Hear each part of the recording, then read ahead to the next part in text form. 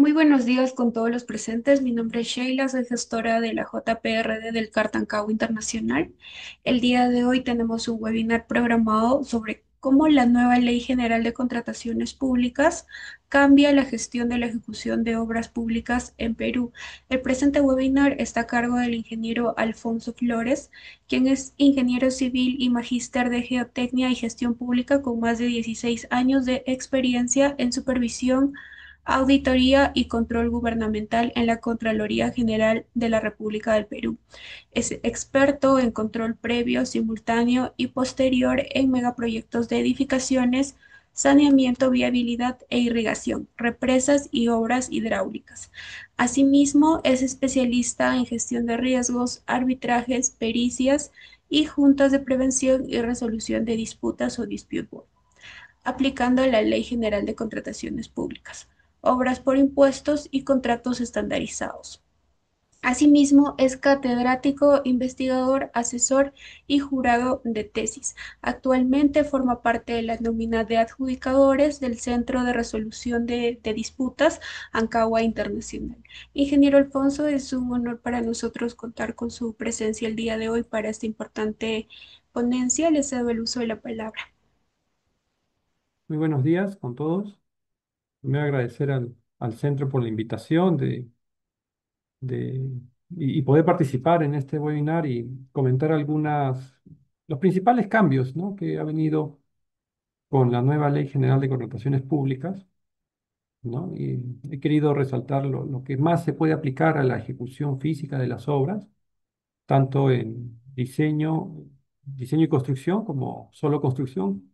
Son términos que actualmente a repetir, vamos a utilizar bastante porque justamente inclusive el reglamento hace mucho hincapié entre esas dos modalidades, ¿no? Entonces, si no hay más, comenzamos. Bueno, como ustedes sabrán, la nueva Ley General de Contrataciones Públicas ya se publicó hace un buen tiempo, pero entró en vigencia a partir del 22 de abril de 2025, ¿no? Viene de la mano con un reglamento, por ahí ha tenido algunos pequeños cambios, sí, pero no muy significativos. Entonces, lo primero que tenemos que tener en cuenta para la ejecución de una obra es el programa de ejecución. ¿Cómo vamos a ejecutar la obra? Entonces, esto sí ha cambiado respecto a la antigua ley de contrataciones del Estado, ¿no? Se ha agregado un requisito para la suscripción de contrato, el plan de trabajo. Pero este plan de trabajo viene acompañado de varias partes.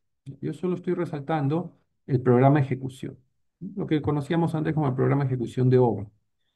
Y aquí el primer cambio importante es que nos dice que es la secuencia lógica de actividades, no solo de partidas, ¿no? La mayoría de ingenieros estamos acostumbrados a consignar en el programa de ejecución de obra solo las partidas del presupuesto, ¿no?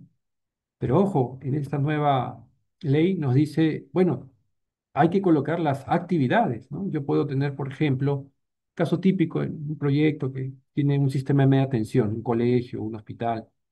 Está bien, programamos la ejecución de la partida probablemente en el mes 10, del mes 10 al mes 11, por ejemplo, 2 meses. Sí, pero también hay que solicitar, como aquí nos dice la definición de programa de ejecución, permisos, licencias, autorizaciones, ¿no? Por ejemplo, ante la concesionaria eléctrica. Primero te aprueba o te define el punto de conexión, luego hay que presentar el expediente, te aprueba el expediente, después te aprueba el inicio de ejecución de la obra y va durante la obra haciendo un pequeño control. Se convierte en una suerte de subobra, digamos, del contrato principal, ¿no? Entonces, hay que consignar ello. ¿Por qué? Porque es mucho más fácil en el programa de ejecución medir esas licencias, esos permisos, cuánto es el plazo. La mayoría de entidades, bueno, las públicas tienen definido bien cuánto es el plazo. En un TUPA o en alguna otra lineamiento, directiva, sabemos, las personas externas saben cuánto demora el pronunciamiento de esa entidad. Entonces, por ese motivo, la norma ha previsto que también le agreguemos actividades, ¿no? Lógicamente, este programa de ejecución tiene que marcar una secuencia de estas actividades, ¿no?, con sucesoras y restricciones, ¿no? Y marcar la ruta crítica, la primera ruta crítica, digamos. proyecto, ¿no? Y ojo, también ha venido con ello bueno, han agregado un término que ya los ingenieros lo conocíamos a la definición de ruta crítica, ¿no?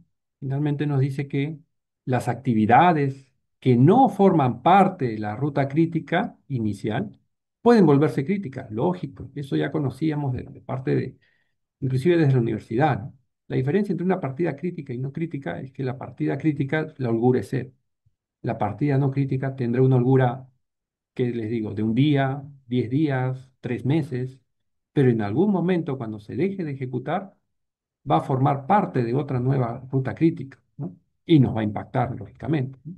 Entonces yo creo que esta precisión está muy buena respecto a lo que veníamos manejando y respecto a algunas discrepancias que siempre existía cuando la entidad analizaba el impacto de la ruta crítica o la modificación de la ruta crítica, ¿no? Después, luego de ello, esto viene muy enlazado en la forma de cómo el contratista va a asumir la ejecución de la obra, ¿no? Con la antigua ley de contrataciones, solo existía una restricción, que el avance sea por lo menos mayor al 80% de la valorización acumulada programada. Eso ya lo manejábamos, había mucha discrepancia, que a veces uno opinaba de que ese 20% de retraso es mucho, es muy difícil recuperar 20, pero bueno, eso se está manteniendo. Pero el, el legislador le ha agregado un punto muy importante, ¿no? También vas a estar en retraso cuando cuando exista un atraso en la ruta crítica al momento de realizar la valorización. Básicamente todos planteamos la valorización el último día, ¿no? El 30. Entonces, fíjense la importancia de avanzar, cumplir y ejecutar la obra, primero como fue programado, y después darle un especial énfasis a la ruta crítica, ¿no? Esta programación o este control del programa, según la norma, tendríamos que hacerlo casi mensual. Pero para fines prácticos, yo la verdad no recomiendo, porque después de un mes ya es muy tarde probablemente, ¿sí? En algunas investigaciones se ha encuestado y hemos recogido opiniones de varios ingenieros y que nos decían, bueno, ese control yo creo que debería ser semanal. ¿Por qué? Porque también a la semana siguiente nos da opción de poder recuperar ese retraso, hacer alguna acción, aumentar cuadrillas, traer una máquina adicional y, digamos, recuperar ese retraso, ¿no? Entonces, esta es una regla que ha cambiado, ¿sí? Entonces, en parte, va a obligar al contratista a ejecutar la obra como estuvo programada. Antes, con la antigua ley de rotaciones, no había esa exigencia, entonces, si teníamos digamos, dentro de mi contrato un grupo de obras, ¿no? Puede ser, por ejemplo, un colegio, ¿no? Un área de educación, como tienen los colegios de alto rendimiento, un área de vivienda, ¿no? Un área de, no sé, coliseo, polideportivo y otro área de administración, ¿no? Uno podía ejecutar la obra en teoría en diferentes formas, ¿no? Y lógicamente por cada una te va a dar una ruta crítica. Entonces se presentaba el programa de ejecución, no se daba mucho énfasis en su revisión, elaboración, y cuando venía la obra ya se ejecutaba conforme decía el residente, ¿no? Entonces, eh, eso ya no va a ser tan fácil de realizar. ¿Por qué? Porque hay una obligación de cumplir justamente la ruta crítica, ¿no? Y ante el primer retraso ya entramos a un programa de ejecución acelerado, ¿no? Y antes posiblemente un segundo retraso ya estaríamos en la opción de que la entidad pueda resolver el contrato o hacer la intervención económica. Y ya todo ese tema se complica mucho, ¿no? Por otro lado, un punto importante, ¿no? Lo que yo les comentaba de que este control debería ser semanal, ¿no? Es que según la norma, si ustedes se dan cuenta, el supervisor tiene que darse cuenta, ¿no? Que existe un retraso. Entonces, si contamos los días, en qué periodo se va a dar cuenta, ¿no? Primero tenemos que el contratista tiene que hacer en 3 días la valorización, presentar. El supervisor tiene 5 días, ¿no? Entonces, digamos que en ese quinto día, probablemente el cuarto, se da cuenta, hoy existe un atraso en la ruta. Entonces le dice al contratista, oye, bueno, tienes que presentar el calendario, el programa de ejecución acelerado de los trabajos, ¿no? Entonces el contratista tiene 7 días, nos venimos de nuevo al 207.2, tiene 7 días, luego el supervisor tiene 5 y finalmente la entidad tiene 7 días hábiles para la revisión, aprobación. Eso suma un total de 29 días, ¿no? Entonces mucho es la demora para aprobar el calendario acelerado, ¿no? O sea, ahí nomás ya se perdió un mes, ¿no? Pero esta problemática, ¿por qué viene, ¿no?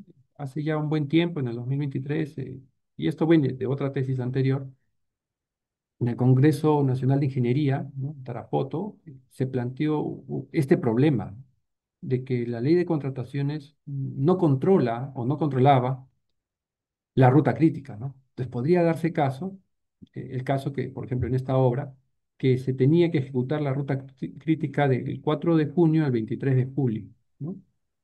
Pero el contratista no ejecutó, ¿no? Por un tema de abastecimiento de material, ¿sí? Pero la obra estaba adelantada, si se dan cuenta. Esta línea punteada amarilla es el avance y el azul es el programado.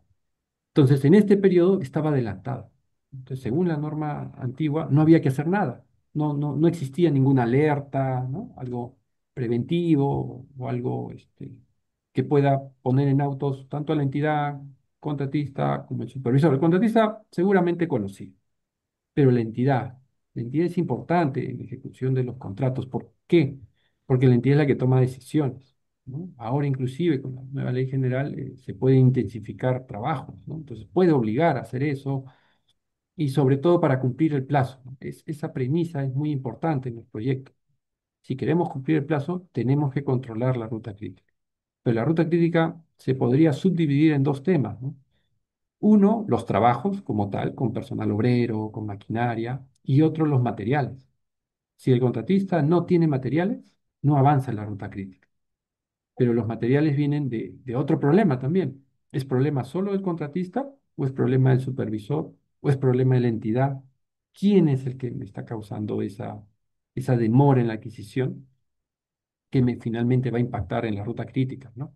Sea por causas atribuibles al contratista o sea por causas no atribuibles al contratista. Muchas veces algunos materiales que forman parte del trabajo de la ruta crítica no se ejecutan. ¿Por qué? Porque hay una discrepancia en el expediente técnico, algunos expedientes técnicos hacen referencia a una marca específica, entonces se genera una consulta, una adicional.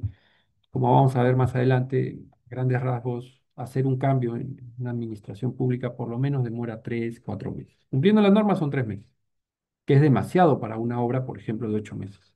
La mitad del plazo te vas a demorar modificando una cosa, una parte, un trabajo, una especificación técnica, un material capaz, pero que me va a generar un impacto muy fuerte en el resto, ¿no?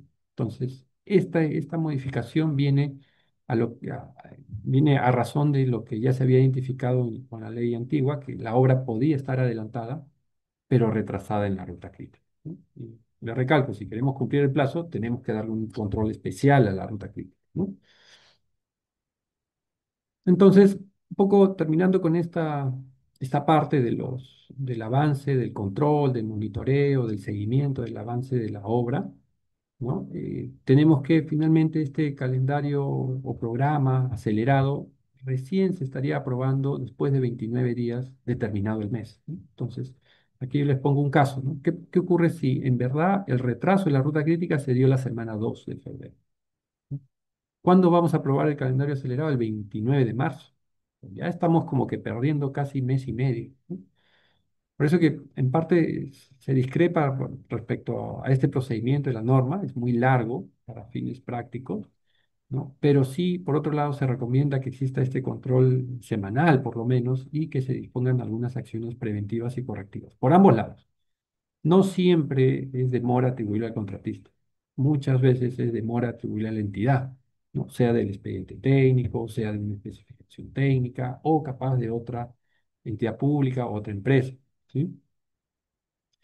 Entonces, no nos olvidemos este punto importante, ¿no? Cumplir más del 80% y cumplir la ruta crítica. Si no se cumple uno de los dos, cualquiera de los dos, vamos a entrar al programa acelerado. Y si se retrasa nuevamente menos del 80% del programa acelerado, puede ser causal de resolución de contrato, intervención económica y ya, en realidad toda la obra ya se relantiliza mucho. La intervención económica, La legislación peruana viene ya con mucha antigüedad, pero intervenir económicamente en la obra demora. A fines prácticos demora casi un mes y medio, si no es más, ¿no? Entonces tampoco es que sea tan ágil. Y resolver el contrato es nuestro talón de Aquiles con la nueva, bueno, con la antigua y probablemente con la nueva ley general es muy difícil continuar la obra y paralizar lo menos posible. Otro punto importante, ¿no? Ya hablamos del programa de ejecución, del plan de trabajo, ¿no? De la ruta crítica, del control que se debe dar ahora en la ejecución de las obras en el Perú. Y pasamos a un punto importante que es la revisión del expediente técnico, ¿no? Si uno analiza en líneas generales, ¿no? La revisión de un expediente técnico o la alerta ante alguna deficiencia se pueden dar en varias etapas. ¿Se puede dar en el proceso de selección? Sí. ¿Se puede dar en el informe de revisión del expediente técnico? También. ¿Se puede dar también en la ejecución del contrato de la obra? Sí, ¿no? La norma ha previsto ello. ¿Por qué? Porque no es fácil darse cuenta, ¿no? Involucra mucha expertise de los profesionales y en algunos casos no es posible, sino hasta que ya ejecutas la parte de la obra física como tal, ¿no? Entonces, con la antigua ley de contratación del Estado existía un problema. Existían, bueno, varios respecto a la revisión, ¿no? El primero que era que se realizaba la revisión después de iniciar la obra, ¿sí? Entonces, ya indudablemente el plazo corre. ¿Qué ocurre si hay un problema con justamente la cimentación, que es parte de la ruta crítica? Entonces, ya se generaba todo un fuerte conflicto, ¿no? Luego, otro problema que la norma no decía, no establecía el procedimiento después del informe de revisión. Decía, sí, hay que hacer los informes, pero no te decía qué hacerlos. ¿Qué paso es el siguiente? Tanto es así que nuevamente en la ejecución de la obra el contratista anotaba la consulta, anotaba la necesidad del adicional, ¿no? Entonces uno veía que a veces la revisión del expediente técnico no tenía mayor sentido porque quedaba, entre comillas, en nada. Otro punto importante, que bueno, no lo ha tocado la nueva Ley General de Contrataciones Públicas, es que esta revisión del expediente técnico tiene que ser realizada por lo menos por el personal clave.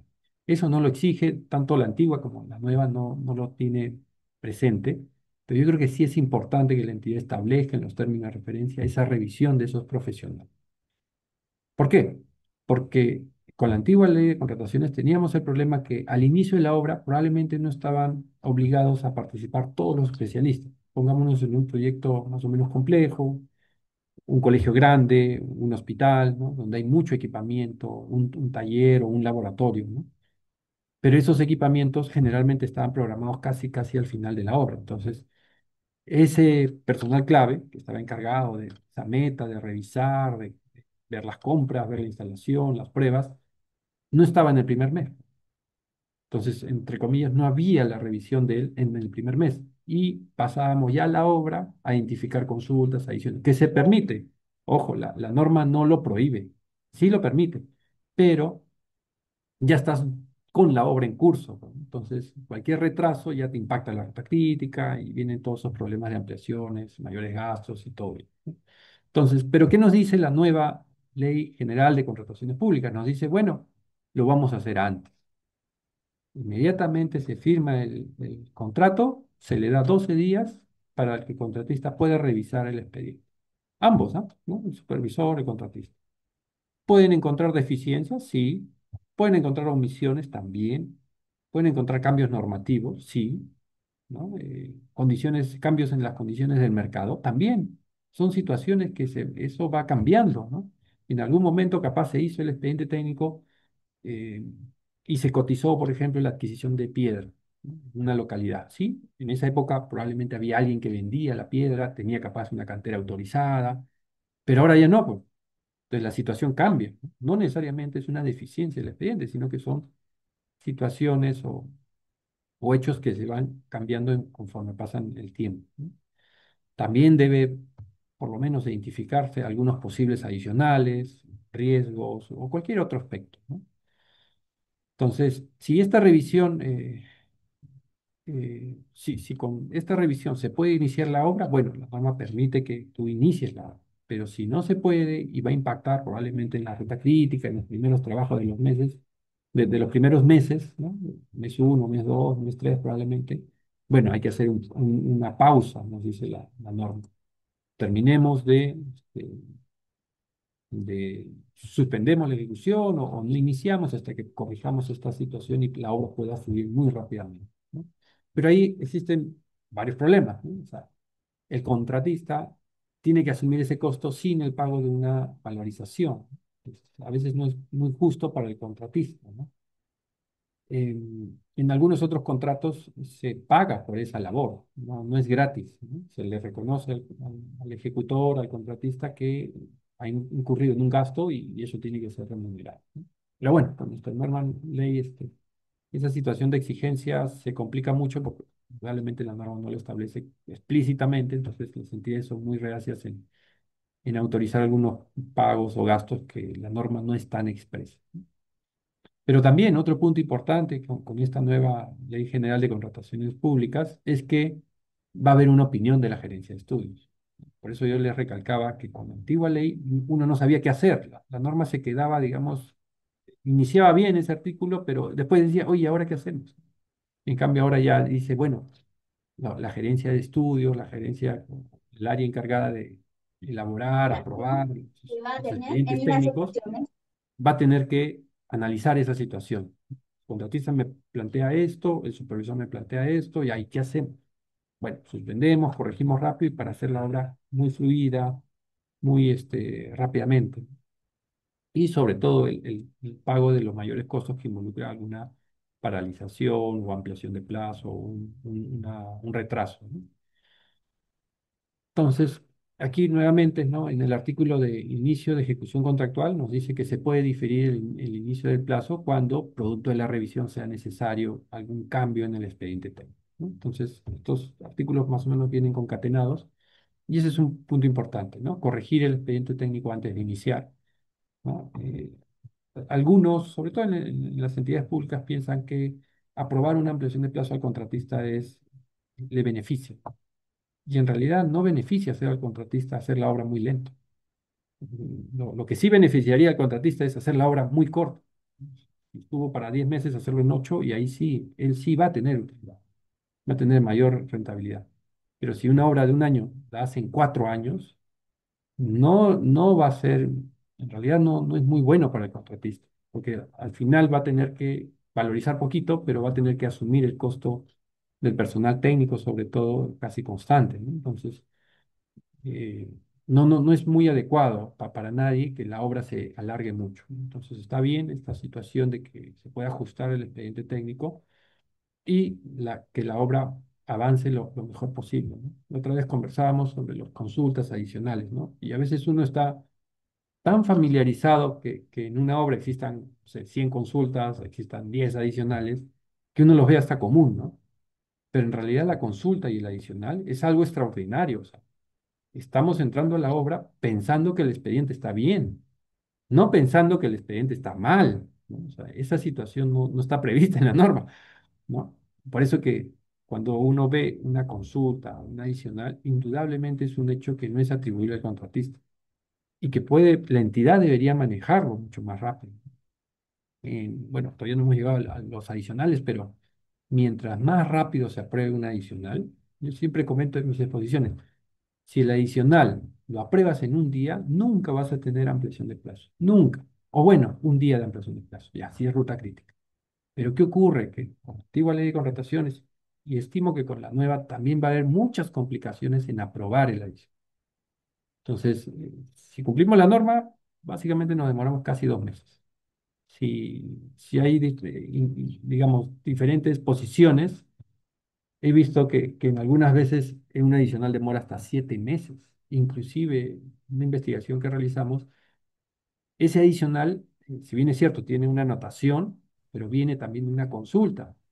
Y esa misma consulta se hizo en el informe de revisión del expediente. No, por eso les comentaba que ese informe de revisión con la antigua ley quedaba como que en el limbo. ¿Qué hacemos? No le decía a la entidad qué hacer. Entonces el contratista nuevamente lo ponía como una consulta en el cuaderno de obra, después como una adicional y 7 meses demoró la aprobación. Lógicamente no impactó todo, pero sí generó una ampliación de plazo de 100 días. ¿no? Es bastante 100 días en una obra de un año, por ejemplo, ¿no? Entonces, fíjense esa importancia de que se puede identificar tempranamente algún error, deficiencia o algún cambio en el proyecto, en el expediente, para que eso permita que la obra avance muy rápidamente, ¿no? Otro punto, la absolución de consultas, ¿no? Con la antigua ley de contrataciones, todas las consultas pasaban al proyectista, todas, todas. Y era un problema primero identificar al proyectista, encontrarlo. ah, la entidad tenía que inclusive revisar si su contrato decía algo respecto a a la absolución de consultas o a la aprobación de adicionales, opinión, ¿no? Entonces existía un gran problema. Ahora la norma ha hecho como un corte. Si si solo se le consulta al proyectista en caso no hubiera transcurrido más de un año de otorgada la conformidad del expediente técnico.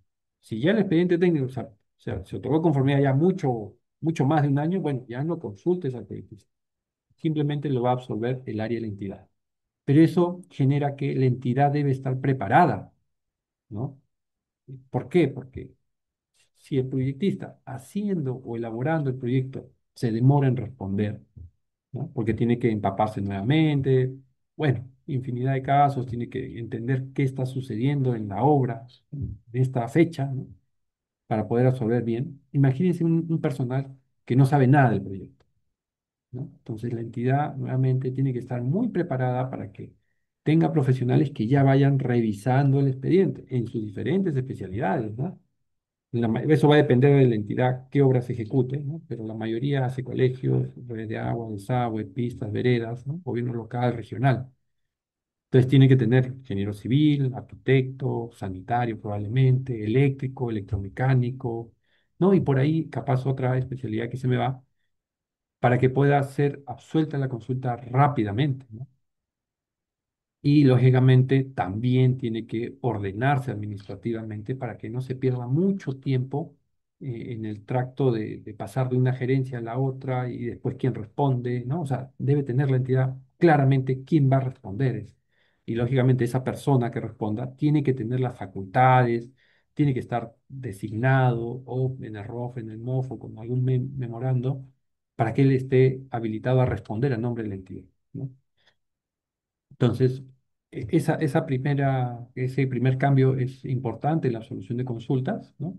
El otro es que cuando tenemos una situación de un contrato con diseño y construcción, la opinión del proyectista va adjunto al informe técnico del contratista. Entonces ahí como que nos ahorramos un par de días, parece adecuado, porque el contratista, en realidad el mismo contratista está haciendo o bueno, ya elaboró el expediente y ahora está ejecutando la obra, ¿no?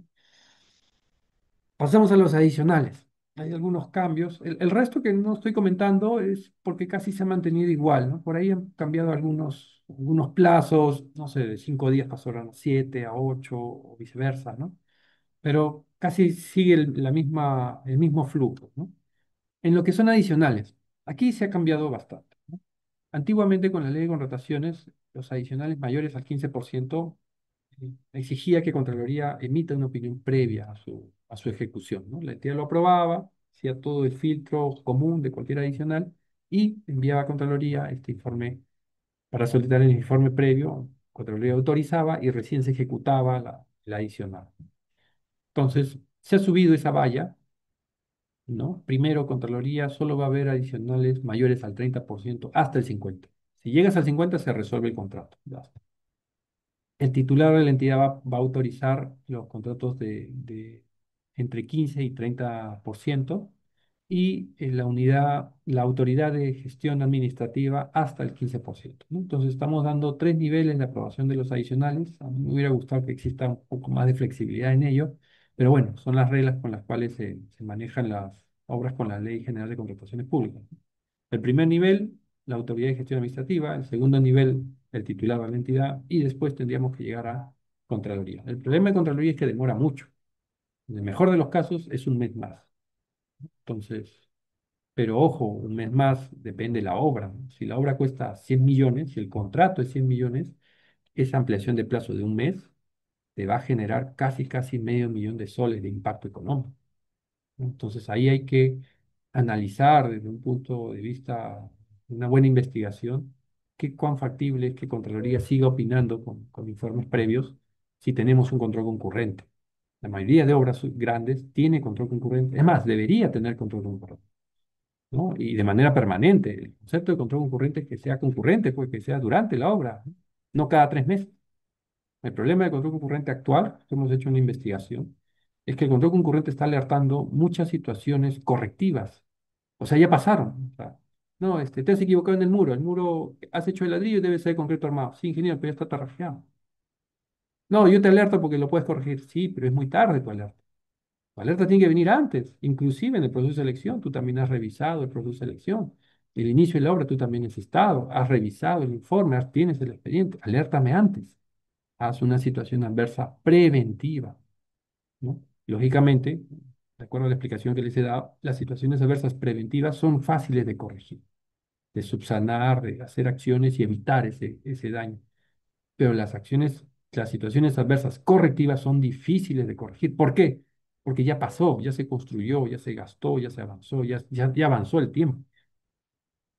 Entonces es un punto importante, ¿no? Esperemos algún día hacer una investigación sobre los informes previos de Contraloría y si es o no adecuados ese nivel adicional de control, ¿no? Todos los niveles de control deberían venir de la mano de un costo-beneficio. ¿Cuánto me cuesta el informe de previa Contraloría? Un mes de obra ya. ¿Cuánto me cuesta el gasto general de ese mes? ¿Es necesario? ¿No? Entonces, ahí lo ponemos sobre la mesa, ¿no? Esperemos otro día conversar detenidamente sobre ese punto. Después, continuando con los adicionales, hay tres opciones. Con la última versión de la ley de contrataciones, los adicionales los elabora el contratista. Pero si revisamos un poquito más de historia, antes de esa versión, también existía esta posibilidad en que la entidad elabore el adicional, el supervisor o el contratista, daba también esas opciones. Inclusive en una versión me parece que le quitaron esa función al contratista, ¿no? O esa alternativa al contratista. Entonces lo hacía la entidad o el supervisor, pero valga verdades, para que la entidad elabore un adicional se va a demorar una eternidad. Peor si no tiene profesionales y tiene que contratarlos, sea por contrato laboral, es mucho tiempo. Y con orden de servicio también es mucho tiempo. No es rápida, así sea menor a 8 ITs, no es rápida la contratación de la entidad, ¿no? Entonces, si bien es cierto, la nueva Ley General de Contrataciones Públicas establece que la entidad va a elegir si lo hace la misma entidad, si ese adicional lo elabora el contratista o lo elabora el supervisor, yo la verdad recomendaría que sí lo elabore el contratista. Nadie más que él conoce cuál es el alcance de las deficiencias y cómo solucionarlo, ¿no? No nos olvidemos de ello, ¿no? Porque si la entidad lo elabora, o sea, capaz el supervisor no está muy de acuerdo, si el supervisor lo elabora, capaz el contratista no está de acuerdo y volvemos a otra anotación de otro adicional que busque corregir el adicional, ¿no? Entonces, se pueden surgir mucho entrampamiento en esta elaboración, revisión y aprobación de los adicionales, ¿no? No obstante, no nos olvidemos que según nuestra legislación, el adicional es una potestad de la entidad. Y dice la entidad, no, no quiero cambiar, ejecuta lo que está mal en el expediente, bueno, ejecutar. O solo cambia esto. Porque a veces, ¿qué ocurre en los procesos de revisión de los adicionales? El contratista dice, bueno, ya, para hacer esto, solucionar este problema, necesito 4 actividades. ¿Sí? Y la entidad pasa al supervisor, probablemente el supervisor está de acuerdo, muchas veces coordinan, que está bien para evitar reprocesos y todo ese tema. Y viene la entidad y dice, no, no, de las 4 no, no, solo cambia 2 y vuelve a pasar y regresa el adicional al contratista y nuevamente se comienza con todo ese trámite. Y eso genera dilación, ¿no? Y lógicamente, un adicional no es atribuible al contratista, ¿no? Y que podría ser causal de ampliación de plazo.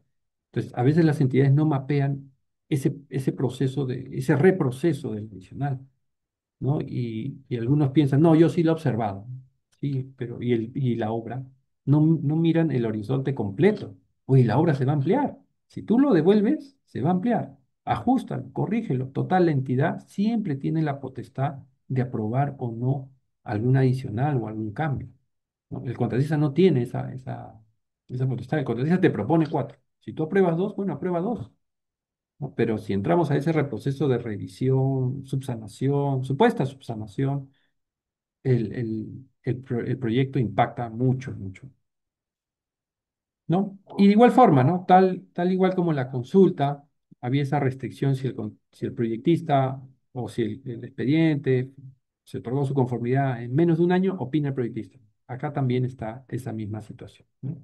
Si en caso no hubiera transcurrido más de un año de otorgar la conformidad, se necesita la opinión del proyectista. Si no, basta con las opiniones de las áreas de la entidad, ¿no? Luego, las ampliaciones de plazo. Esto casi se ha mantenido igual, ¿no? Creo que ha cambiado una o dos palabras, ¿no?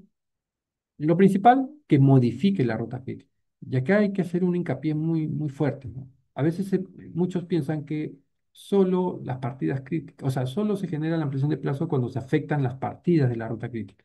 Y no es así. La norma nos dice siempre que modifique la ruta crítica, que la cambie. Ojo, no que afecte o deje de afectar alguna partida. ¿Por qué?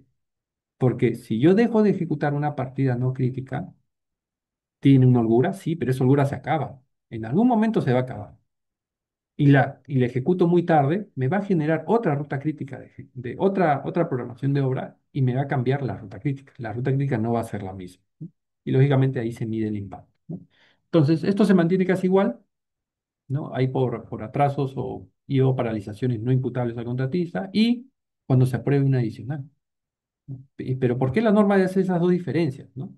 Porque si uno hace un análisis un poquito más profundo, dice, bueno, bastaría con la uno, ¿no? Porque también la aprobación de una adicional no es atribuible al contratista, no es imputable a él. Pero ¿por qué la norma ha dicho, los ha separado, digamos, ¿no? O ha puesto como que es obligatorio una ampliación de plazo cuando se apruebe una prestación adicional y modifique la ruta crítica? Yo les había comentado que si el adicional se aprueba en un día, no te va a cambiar la ruta crítica. Yo les aseguro eso. Entonces, si no me cambia la ruta crítica, no hay ampliación de plazo. Pero nuestros adicionales, lamentablemente, no demoran un día en aprobarse, ¿no? Demoran 4 meses, 3 meses, 7 meses, vimos en una obra, ¿no? Y impacta. Entonces, por eso la norma dice, bueno, como esto no es responsabilidad del contratista, bueno, hay que ejecutarlo. Y el contratista no lo puede ejecutar antes. Ojo, el contratista no puede ejecutar antes de la aprobación del adicional esos trabajos, ¿no? ¿Por qué? Primero, está prohibido, después no le van a pagar, ¿no? Entonces ya la mayoría de contratistas no mueven ni un dedo si no le aprueban el adicional. Y de ahí para adelante, bueno, viene la ejecución del adicional, pero ojo, puede ser algunos adicionales que no tengan sucesoras, entonces terminará en ese día. Pero hay otros adicionales que regresan al programa de ejecución del contractual, o sea, que tienen sucesoras. O sea, yo puedo cambiar el muro de ladrillo por el muro de concreto, sí, pero después hay que pintarlo. O sea, de ahí voy a entrar al programa de ejecución y me va a alargar mucho más el plazo. Y como ya les recalcaba, la norma ha previsto algo muy específico, como nos gusta a los peruanos, que especifique, ¿no? Que las partidas no críticas pueden volverse críticas. Es cierto, eso sí lo conocíamos, ¿no? Pero bueno, ahí en el anexo de definiciones ya se ha puesto muy específicamente ese punto, ¿no? Luego, el procedimiento de ampliación de plazo ha cambiado un punto importante, ¿no? La antigua ley nos decía que teníamos que notar en el cuaderno el inicio y fin de la causal, ¿no? Capaz no específicamente, pero sí exigía esa situación, ¿no? Y muchas veces, a veces es difícil darse cuenta, ¿no?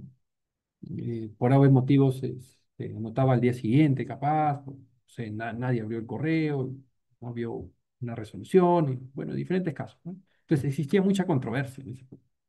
Ahora ha puesto que este artículo 200 respecto al procedimiento de ampliación de plazo, que se puede utilizar los asientos del cuaderno de incidencias, que ahora se ha cambiado el título, relacionados con el fin y el inicio de la causal. Se puede, o sea, no es una obligación. Y también un punto importante es que, uy, se me fue por acá, es que se va a priorizar acá, se van a privilegiar los criterios técnicos y no tanto las formalidades que a veces existían en las denegatorias de ampliación de plazo. No, no, te faltó esto, no, no, esto no estaba y no le entregan o no le otorgan la ampliación de plazo, ¿no? Y eso genera controversias, resoluciones de contrato, la entidad piensa de que es atribuido al contratista y le resuelve el contrato. Después de 5 años gana un laudo arbitral que le dice, oye, bueno, sí, pues sí era ampliación de plazo. Entonces uno dice, no, pero por la formalidad, sí, pero sí le impactó, ¿no? Entonces, eso está recogiendo la nueva Ley General de Contrataciones Públicas. Esto cambia un análisis o los análisis que van a hacer de aquí en adelante las entidades, ¿no? No pueden poner primero las formalidades que el criterio técnico, o sea, el impacto, ¿no? Que se da a la ruta crítica o al programa de ejecución, ¿no? Después los efectos, eso también ha cambiado, ¿no? Con la antigua ley se pagaban los gastos generales variables, simplemente había que hacer una ecuación y multiplicar por los días de ampliación. Ahora ya no, nos dice que dan lugar, sí, al pago de conceptos vinculados al periodo que originó la ampliación de plazo, los cuales deben ser acreditados. Ya no es la ecuación. Ahora el contratista va a tener la carga de la prueba de decir, bueno, he gastado esto en este periodo, ¿no? Después, lógicamente, de la aprobación de la ampliación, ¿no? Lo mismo dice el artículo de mayores metrados en modalidad, ojo, está cambiando, en modalidad de precios unitarios, ¿sí? Que esto va a ser, también se pueden generar mayores gastos, pero va a tener que ser de acuerdo al artículo 201 que dice que tiene que estar acreditado, ¿no? Mecanismo de solución de controversias es algo no nuevo, pero sí hay varios cambios. Lo importante es que ya en el título se le ha puesto la prevención, ¿no? Esta JPRD es algo constante durante la obra, ¿no? Es tal igual, a veces bromeamos con que el residente, o sea, tiene que haber la JPR. ¿Por qué? Porque su labor, más que de resolución, es de prevención, ¿no? Y esto viene a raíz de las reuniones que se da con la entidad, con el contratista, se pone sobre la mesa algo que capaz ellos lo dejan pasar, capaz por la complejidad del proyecto no lo avisoran, ¿no? Y sobre todo para la entidad le va a ayudar mucho los profesionales que están en la JPRD ya han vivido, han tenido esa experiencia de poder ver, de acuerdo a este tipo de proyecto, cuál va a ser tu problema y ponerlo sobre la mesa de manera preventiva, ¿no? Por ejemplo, ¿no? Casi nadie, en muy pocos términos de referencia de las empresas supervisoras, le consignan el plazo para opinar sobre la compra de material. ¿En qué tiempo opina? ¿No? O sea, el contratista hace un esfuerzo y dice, bueno, ya te presento mis materiales para comprar el piso de PVC, no sé. Y el supervisor, ¿cuánto es el plazo? Pues, una semana, 2 semanas, tres. Eso te genera impacto, porque si yo no compro, si no me autorizan, no lo compro. Y si no lo compro, no llega. Y si no llega, no puedo ejecutar. ¿Y qué pasa si es ruta crítica? Me va a impactar fuerte, ¿no? Entonces, son situaciones que van a surgir de acuerdo a cada tipo de contrato, tipo de proyecto, inclusive envergadura. Proyectos muy grandes, sí, sus materiales, sus insumos son diferentes, ¿no? Por ejemplo, adquirir una tubería de 6 pulgadas, 8 pulgadas es fácil, pero a ver, adquiere una tubería de, no sé, de 1.200 milímetros, no es tan fácil, ¿no? No es como que vas a la ferretería y te la entregan en una semana o un par de días, no es así. Se programa mucho esa compra, ¿no? Entonces, son situaciones, ¿no? Por eso que el espíritu de esta nueva JPRD es la prevención, y así debería ser.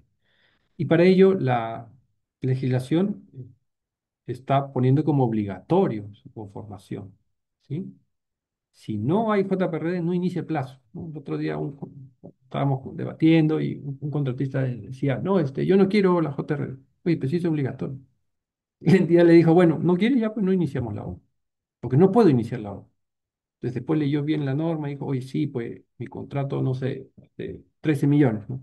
Ya la norma dice que es ahora, dice, de 10 para adelante. Y es requisito para iniciar la obra. Antes el problema con la antigua ley también era obligatorio a partir de 20 y todo, pero no era un requisito para inicio de la obra. Entonces hay muchas obras que han iniciado sin JPR, ¿no? Y ya cuando llegan todos los problemas, ahí recién están buscando la JRD en su momento, ¿no? Pero ahora ya no va a ser así. Es obligatorio para obras mayores a 10 millones, si no, no inicia el plazo contractual. Es como que no tienes al supervisor, pues. No entregas el terreno, no entregas el expediente técnico. Así lo ha puesto en el artículo 176 y lo resaltan en varios otros artículos y también en la directiva, ¿no? Hay una obligatoriedad para obras mayores a 10 millones, ¿sí? Siendo facultativo de 5 a 10. ¿Ya? Menor a 10, desconozco por qué lo han prohibido, pero bueno, así están las reglas. De 5 a 10, facultativo; mayor a 10, obligatorio, ¿no? Pero ¿cómo va a darse esa conformación? La entidad, básicamente el área usuaria, porque en las bases estándares, este cuadrito donde se consignan los dos centros de Junta de Prevención y Resolución de Disputas está en el requerimiento. O sea, el área usuaria lo va a plantear, el área de infraestructura, la gerencia de obras, no sé. Va a decir, bueno, tengo dos centros, estas son mis alternativas. Luego el postor o el contratista que ya tiene la buena pro y va a firmar contrato, en ese documento de presentación de documentos, a la firma de contrato, dice, bueno, quiero este centro. Ya está, muy bien. Y el centro es el que finalmente decide, ¿no? Entonces se ha dado una mezcla de funciones o atribuciones a cada uno, ¿no? La entidad propone los centros, el contratista elige un centro y el centro designa al adjudicador, ¿no?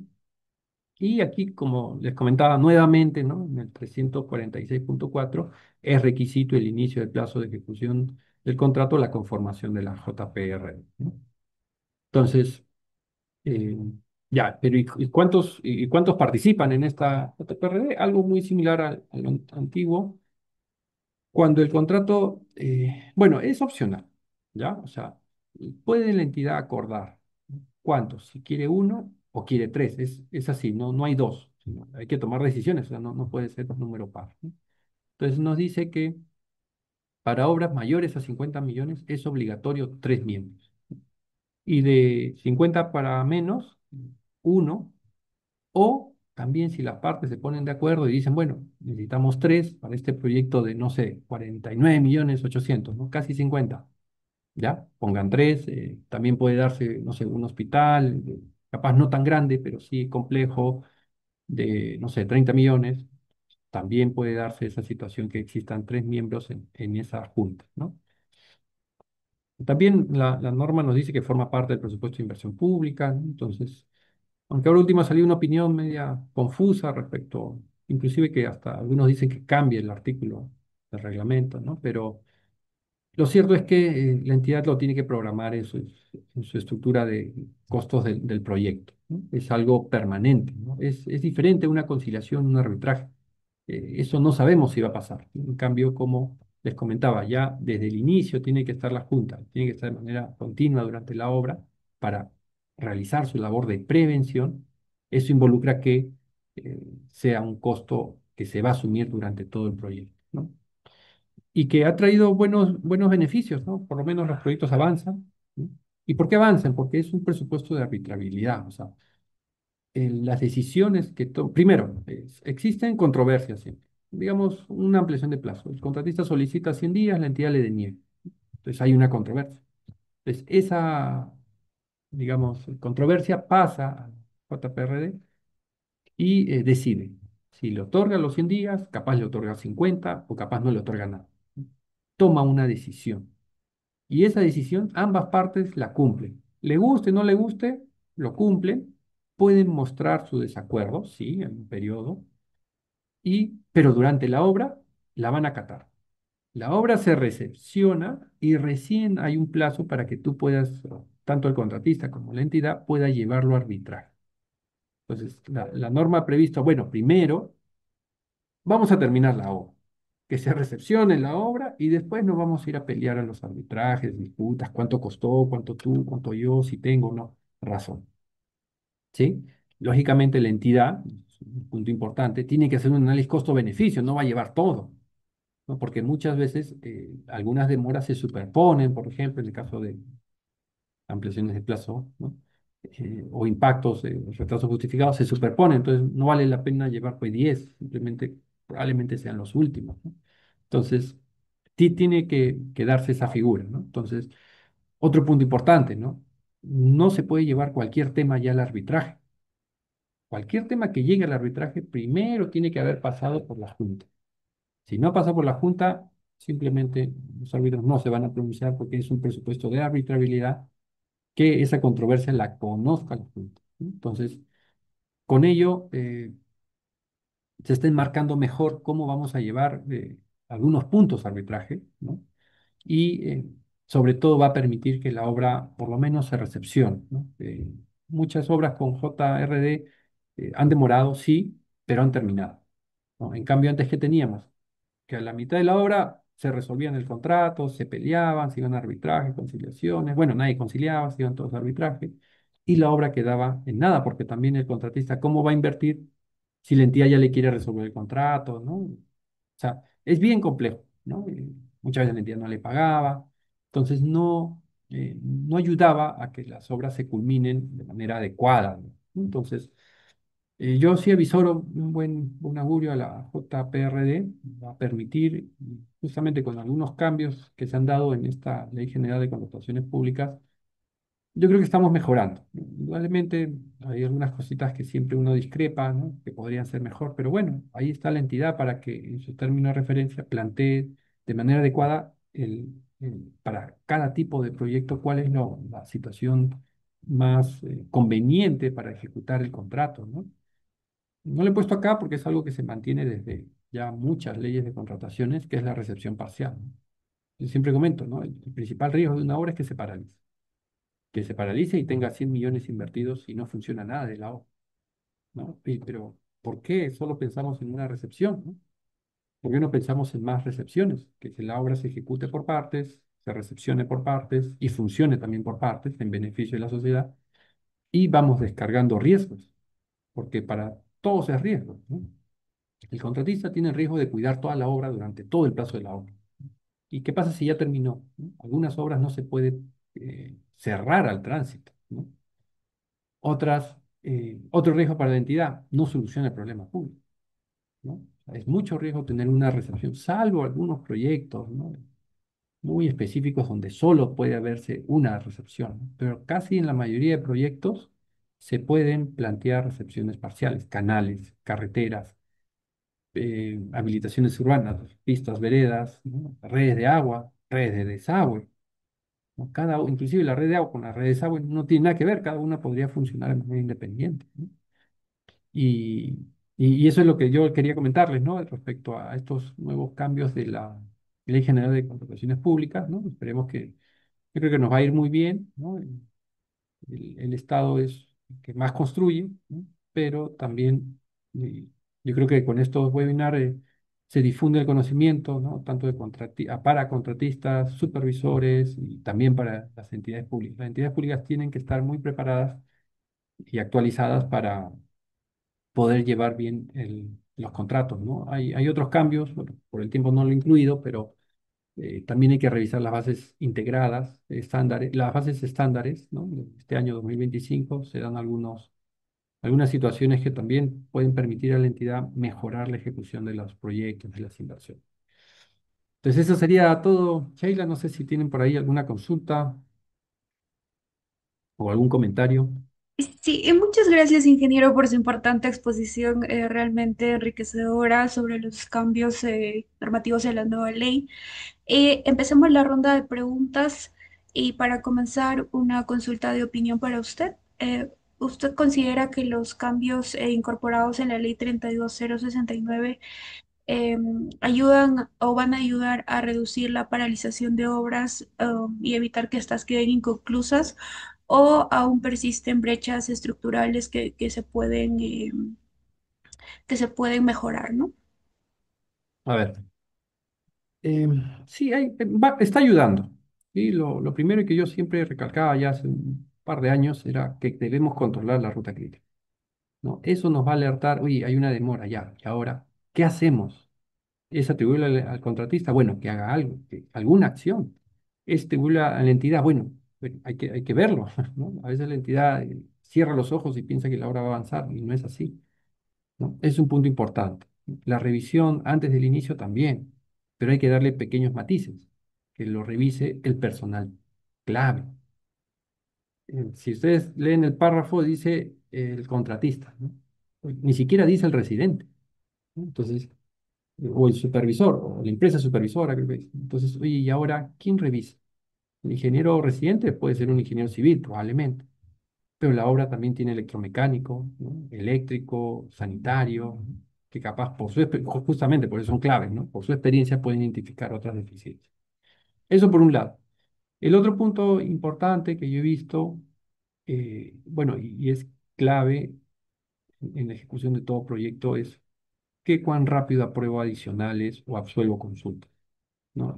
Casi eso se ha mantenido en el plazo total, es casi igual, ¿no? No ha cambiado mucho.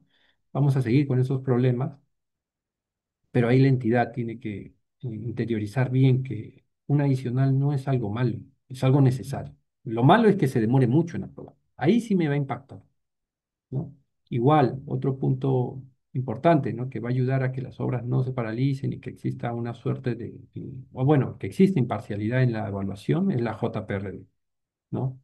Eh, a veces por desconocimiento de los profesionales de la entidad deniegan ampliaciones que a todas luces es una ampliación.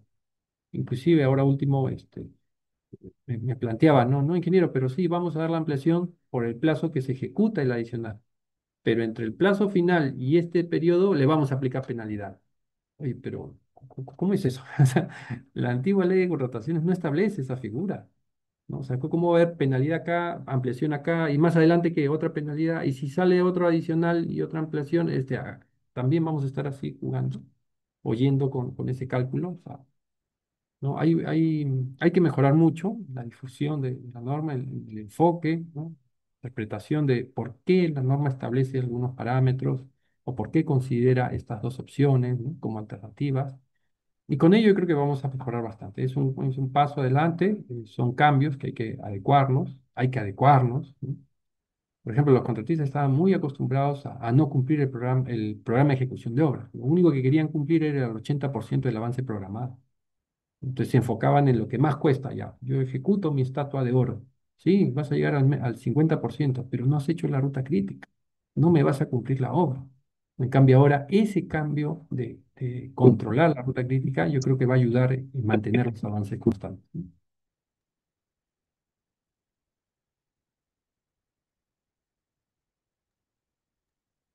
Eh, sí, sí, Ya. ingeniero, continúe, por favor. Mil disculpas. No, sí, bueno, esos eran mis comentarios respecto a la nueva ley. Sé que por ahí se están tramitando algunos cambios, modificaciones. Bueno, a buena hora, pero hay que analizarlos. Y una forma de analizarlos es haciendo investigación para recopilar experiencias, ¿no? Lo que yo les había comentado, bueno, en parte viene de mi experiencia y todo, pero viene también de captar ese conocimiento de otros profesionales mucho mayores, ¿no? Y con más experiencia indudablemente que yo, ¿no?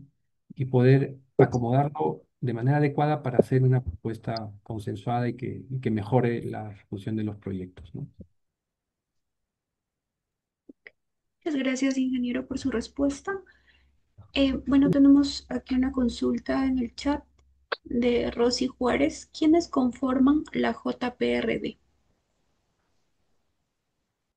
Ya, a ver, para la conformación de la JPRD, la norma ha establecido que tiene que haber un centro. Este centro tiene que estar en un registro, ¿sí? Que tiene una serie de requisitos y, digamos, documentos que hay que completar, rellenar y, lógicamente, mantener durante su vigencia. Y que estos centros hacen una evaluación, ¿no? De los adjudicadores para que se integren al mismo. Indudablemente tiene que tener conocimientos respecto a la ley de contrataciones, la gestión de contratos, ¿no? La, una comunicación adecuada, ¿no? Lo que llamamos habilidades blandas, ¿no? Para poder hacer que las partes se entiendan, se comprendan, ¿no? Y ver y mostrarles, porque ocurre mucho, sobre todo en la entidad pública, ¿no? El contratista siempre ejecuta obras por contrato, ¿no? Pero la entidad pública no es tanto así. Tú vas a una entidad pública, un gobierno regional, un gobierno local, y ven obras por administración directa, obras por contrato, obras por impuesto, ¿no? Capaz un fondo de desarrollo que también está ejecutando una obra. Entonces, a veces esos profesionales están en administración directa y pasan a coordinador, monitor de una obra por contrato y confunden conceptos, ¿no? Entonces, para eso está la JPRD, para aclarar esa situación. Sí, eso es lo que usted dice, ingeniero, Está bien, estoy de acuerdo, pero es para las obras por administración directa. Estamos en contrata. En esta legislación no se ha previsto tal situación o lo ha previsto mucho más simple, simplemente se paga un monto, por ejemplo, el gasto general, se paga un monto proporcional, ¿no? No hay una auditoría al gasto general, ¿no? Pero a veces las entidades quieren auditar el gasto general, pero, oye, pero eso no está en la ley. ¿Y qué pasa si el gasto general es mayor?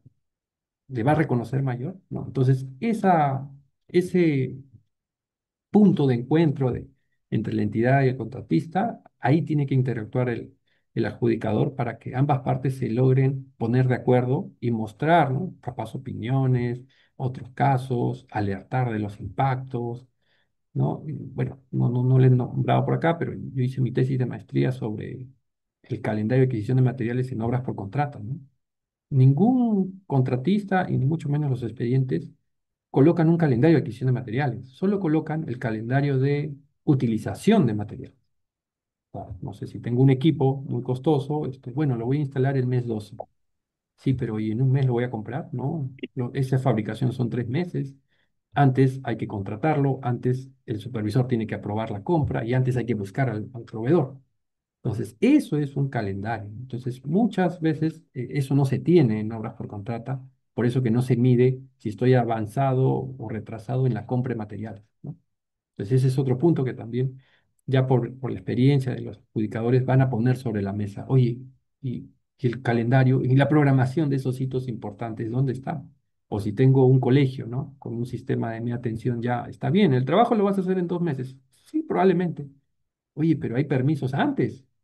Y hay permisos después de la ejecución, no es que tú terminas y te puedes conectar, no es así, hay trámites que hay que seguir, probablemente no dependa ni siquiera del contratista. El contratista no puede solicitar un sistema de media tensión, no puede. ¿Quién lo solicita? El dueño. ¿Quién es el dueño? La entidad. Entonces, por más que tú le asignes el riesgo al contratista de licencias, permisos o trámites, sí, pero él no puede. Ese riesgo es compartido, la entidad también participa. ¿Tu entidad cuánto te vas a demorar? No, 2 semanas ya. Programemos que ese plazo de 2 semanas es para ti, ¿no? Y después viene el plazo en este caso, Electrosur o la empresa que distribuye energía. Y así vamos, para ir midiendo durante todo ese proceso, ¿no? El problema de las obras que se dan cuenta que están atrasadas cuando ya no ejecutas el trabajo. Pero en verdad muchas veces no viene de ese punto, no es el problema, la ejecución. Sí se puede ejecutar, pero el problema es que no hay material o no hay permiso, ¿no?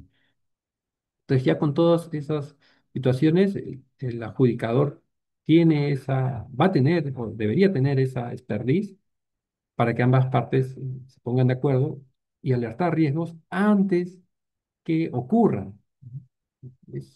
Yo, bueno, muchos años de trabajo de Contraloría, ¿no? Pero así también debería ser el control concurrente, preventivo, no correctivo. O sea, yo ahorita voy a la obra, sí, está retrasada, sí, ya sabemos. O sea, no es algo nuevo que la obra está retrasada. El tema está en el expertise, está en prevenir esa, ¿no?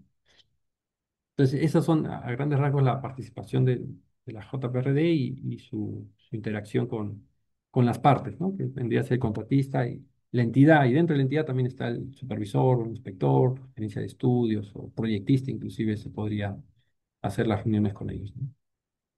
Sí. Muchas gracias, ingeniero. Tenemos una participación del señor José. Adelante, por favor.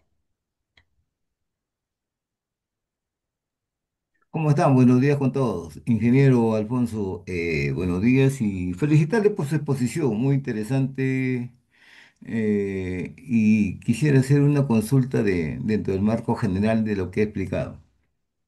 Entendemos que hace un buen tiempo ya se viene haciendo modificaciones en la ley de contrataciones, algunas mejoras, quizás con las experiencias ya vividas para las obras. Que se han venido ejecutando. Y mi pregunta es,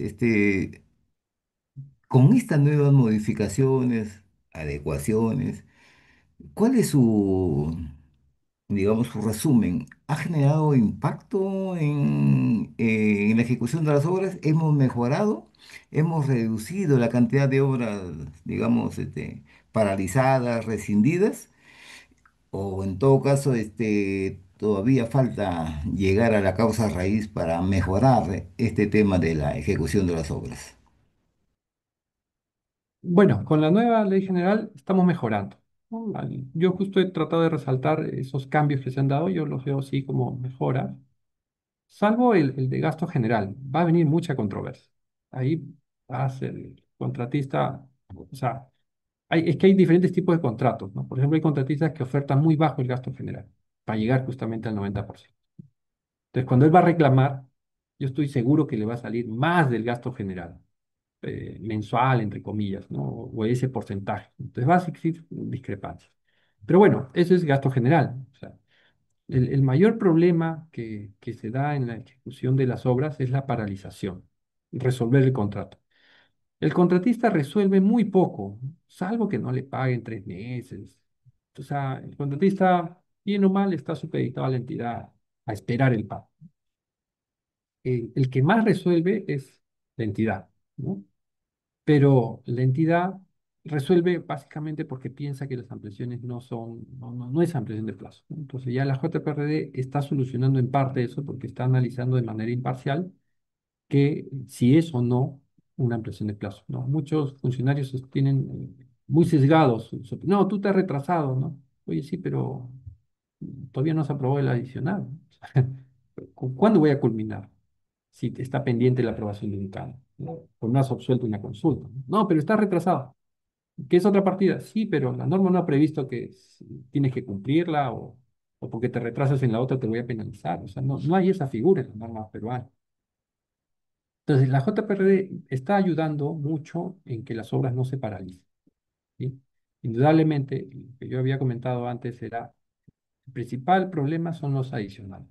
Si logramos solucionar los adicionales, vamos a solucionar el avance de la obra continua y probablemente también algunas resoluciones. ¿Cómo podría ser? Hay que analizar. Algunos contratos internacionales hablan de un ingeniero, ¿no? O un gerente de proyecto.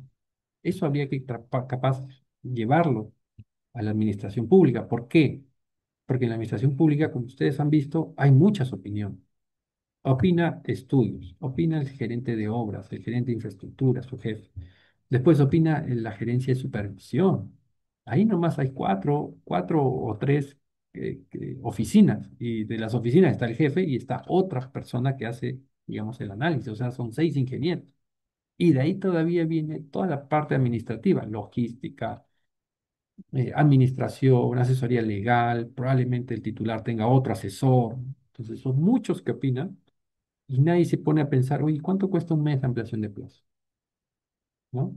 En otros casos, capaz, yo les recalcaba acá que ha cambiado la norma en el sentido que hay 3 niveles, ¿no? Contraloría, el titular y la máxima autoridad administrativa, básicamente el gerente general, ¿no? En realidad, no son 3 niveles, ¿no?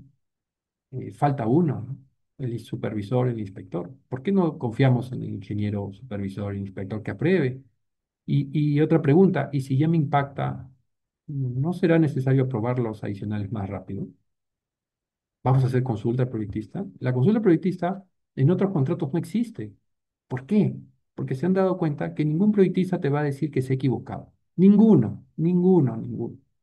O no te responde o te dice, ejecuta lo del expediente. No me he equivocado. Entonces, por ese motivo es muy difícil aprobar adicionales con la ley de contrataciones del Estado. Es muy difícil. Antes era muy fácil en obras por administración directa cuando no existía esa figura. Lamentablemente digo, lamentable porque la norma, la directiva de obras por administración directa incluye la opinión del proyectista y está entrampando las obras por administración directa también, ¿no? Entonces yo creo que hay que confiar más, hay que bajar los niveles de control, ¿sí? Mucho nivel de control. Hay que hacer cómo se hacen los contratos estandarizados. Una persona decide. Ya tú, y ya está, ya, no hay vuelta que darle. Y otro punto, si me impacta la ruta crítica, la revisión, la aprobación debería ser mucho más rápido. Porque ¿cuánto me cuesta controlar? Ya, el contratista pide un adicional, no sé, de 1 millón.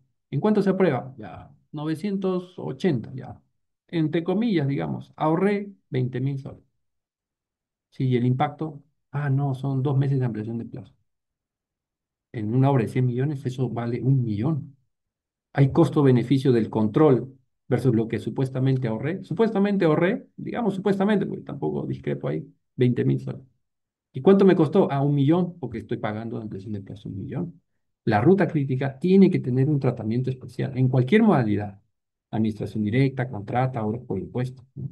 Entonces hay que darle esa flexibilidad y hay que confiar en el ingeniero, ¿no? Por algo son ingenieros supervisores, o sea, conocen, están ahí al día a día con la obra, pueden autorizar cambios, pero nuestra norma no lo permite, ¿no?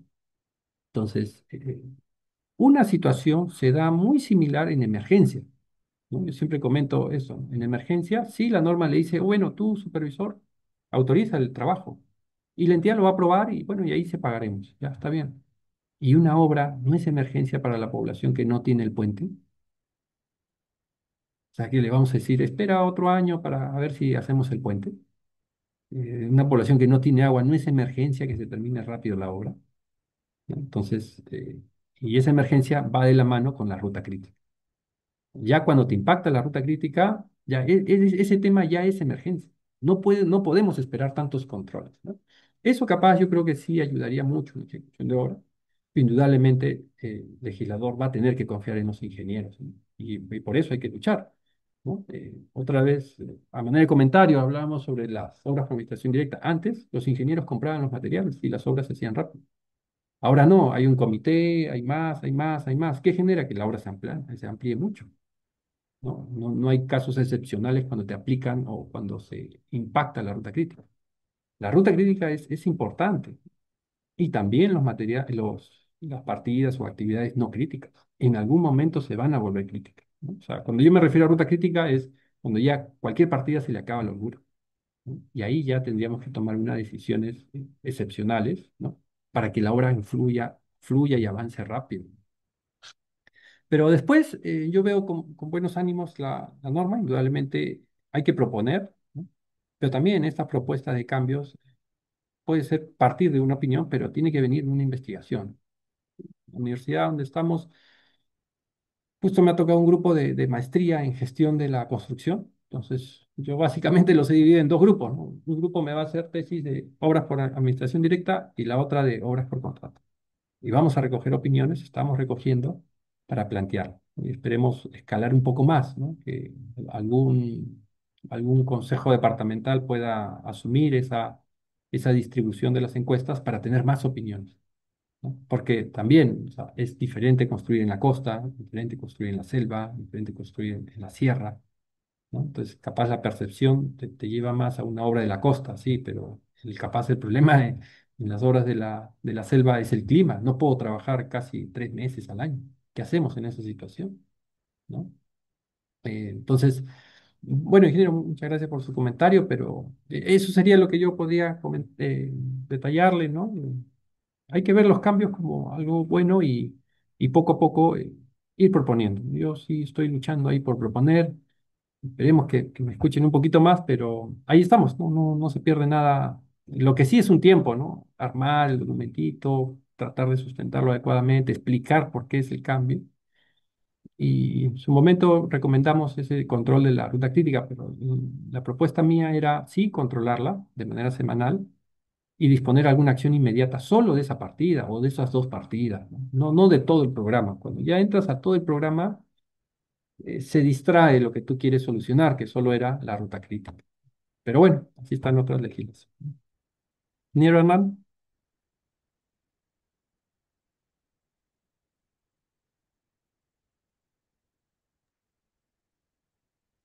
Ingeniero, buenos días. Gracias por su excelente ponencia. Hace tiempo tengo una pequeña duda. De repente no sé interpretar el numeral del artículo 212, que es la resección de obras de diseño y construcción y solo construcción. Y me refiero específicamente en que la norma en este acápite, en este numeral, menciona sobre la responsabilidad de la supervisión de algún punto, el cambio de algún punto de instalación, siempre que no afecte, ¿no?, la calidad y la seguridad del proyecto. ¿A qué se refiere eso, ingeniero? Se supone que la obra ya está concluida. Discúlpeme ustedes, de repente no le he podido interpretar de esa manera leyéndolo. Yo creo que usted nos puede dar una mejor explicación en ese sentido. Muchas gracias. ya está. Bueno, esta parte de la norma le ha querido dar al supervisor una suerte de autorización para realizar pequeños cambios, ¿no?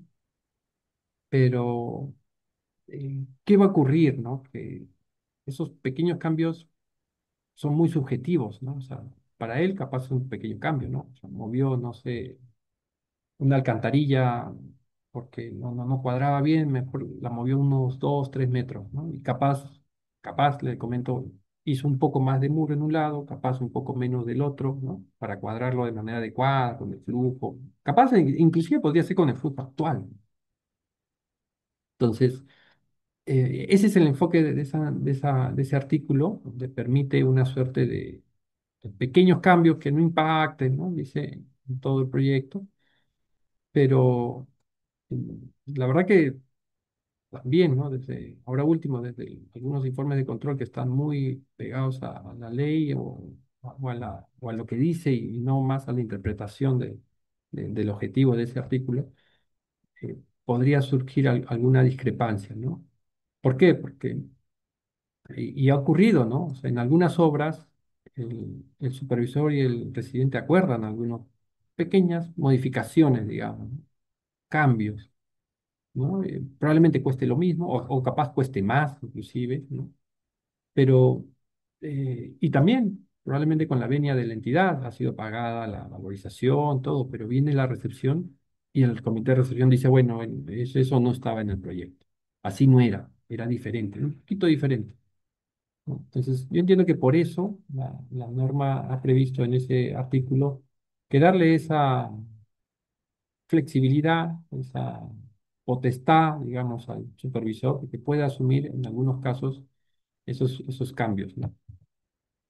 Pero vamos a ver se va aplicando, ¿no? Y qué discrepancias puedan surgir respecto a ello. Inclusive, ¿no? Un poco trayendo a colación la JPRD, también va a participar en la etapa de la recepción, ¿no? Entonces, podría ser en su momento probablemente una discrepancia, ¿no? O partir de un buen entendimiento de las partes que comprendan cuál es el espíritu de ese artículo de la recepción, ¿no? Que sí, como les comento, les da una suerte de facultad al supervisor de poder, digamos, en su opinión, diferenciar. Esto sí no es muy sustancial el cambio, ¿no? Pero es necesario, pues. O sea, no voy a poner donde no pase el agua, la alcantarilla, ¿no? Tengo que correrla un poquito, ¿no? Y otro punto, ¿no? Generar un adicional deductivo de casi lo mismo, ¿cuánto me impacta? ¿No? O sea, por eso les comentaba, ¿no? A veces se daban estas situaciones entre el supervisor y el presidente, en beneficio del proyecto, ojo, no. Probablemente, como les comenta, inclusive el residente o el contratista gasta más de lo que estuvo programado, ¿no? Porque, bueno, ya quiere terminar la obra, quiere que le recepcionen y bueno, y tramitar un adicional deductivo puede demora 4 meses y qué vamos a hacer en ese periodo, ¿no? Pero eso sería, ingeniero, los alcances que le podría dar, ¿no? Pero bueno, eso es lo que no tengo a la mano bien ahorita ese artículo, pero yo me acuerdo que sí, noté bueno, esa precisión respecto a la recepción de la obra. También en la recepción han cambiado algunos plazos, sobre todo, pero básicamente se continúa casi con la misma línea de un comité, de unas observaciones, levantamiento de observaciones. Muchas gracias, ingeniero. Tenemos algunas consultas en el chat. En el marco de la nueva ley, ¿cuál es el procedimiento de reactivación de una obra paralizada por una resolución de contrato? Es muy similar a la antigua, ¿no?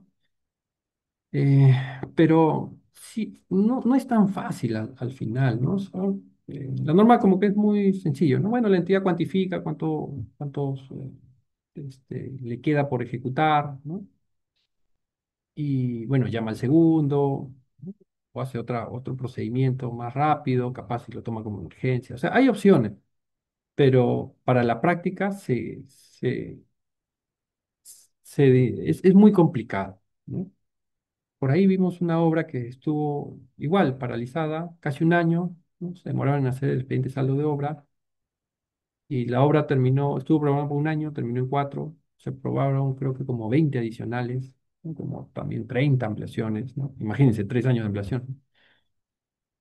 Entonces, ¿por qué? Porque hacer un expediente de saldo de obra de algo que fue avanzado y que no fue culminado, eh, es bien difícil, ¿no? Primero debería ser precios unitarios, ¿verdad? No, no creo que en su masa ni hablar, ¿no? Precios unitarios. Pero después, la entidad tiene que estar preparada que va a aprobar adicionales. Tiene que aprobarlo, ¿no? Y tiene que aprobarlo rápido. No hacer mucho o muy difícil su aprobación, ¿no? Ahora, el saldo de obra, ¿no? No nos olvidemos que algo que podría ayudar a la reactivación y a la ejecución de estos saldos de obra paralizados es que en alguna medida tenemos una nueva modalidad. Con la antigua ley teníamos sistema de suma alzada, de precios unitarios, tarifas, bueno, mixto, ¿no? Ahora tenemos costos reembolsables, ¿no? Que es cuando la entidad no puede cuantificar bien cuánto cuesta este trabajo y le va a pagar al contratista lo que realmente gaste, ¿no? Más una utilidad, ¿no? Puede ser fija, variable, no sé. Pero esa otra modalidad nueva que se ha creado para la forma de pago, yo creo que podría ayudar en esas obras por saldo de obra, ¿no? Que es común, o sea, en alguna determinada fecha probablemente el acero de la columna, por ejemplo, estuvo bueno, pero ya después de que han pasado tantos tiempos, capaz van y ya está robado, o sea, no hay acero. Entonces, ¿qué hacemos? Un adicional, ¿no? El adicional demora mucho, si no hago la columna no puedo avanzar toda la torre, entonces en la medida que se aprueben cambios muy rápido, vamos a avanzar bien, digamos, en las obras. La modalidad de contrata es buena. Hay obras que sí terminan rápido, pero depende mucha interacción entre ambas partes y que la entidad de verdad asuma de que un cambio no es malo. Al contrario, el cambio es bueno, porque tenemos que cambiarlo, ¿no? Lo malo es, como le recalco, es el plazo que nos demoramos para aprobarlo, ¿no? Muchas gracias, ingeniero. Tenemos una participación. Señor Oscar Chacón, adelante, por favor. Bueno, buenos días, ingeniero Alfonso. Gracias por la excelente ponencia. Hay una consulta respecto, justo hablando por los expedientes de saldo de obra. eh, la norma, bueno, con la reactivación de obras públicas nos ha abierto esas puertas. Sin embargo, hay particularidades que ocurren, ¿no? El contratista ha ejecutado más o menos el 90% de la obra. Luego se negó a concluir el 10%, se le resuelve el contrato y ya se manda a elaborar el expediente de saldo de obra. Pero ¿qué ocurre? ¿Qué ocurre si el contratista, eh, sobre todo lo que ha ejecutado y ha hecho su inversión, deja pasar el tema de la conciliación, los plazos de arbitraje y es como que se olvida de cobrarle a la entidad y de activar algún mecanismo que la ley de contrataciones le habilita? Entonces, ¿cómo la entidad en todo caso los funcionarios que están en ese momento, qué decisión o qué cosa se debe disponer como entidad respecto a a ese 90% de ejecución que ya existe en obra y que no está siendo reclamado por el, por el contratista, teniendo en cuenta de que hay una limitación o bueno, por el enriquecimiento indebido, ¿no? Eso es mi consulta, ingeniero. Pero a ver si le entendí bien. O sea, el contratista ejecutó como el 90% y no está exigiendo el pago de la valorización.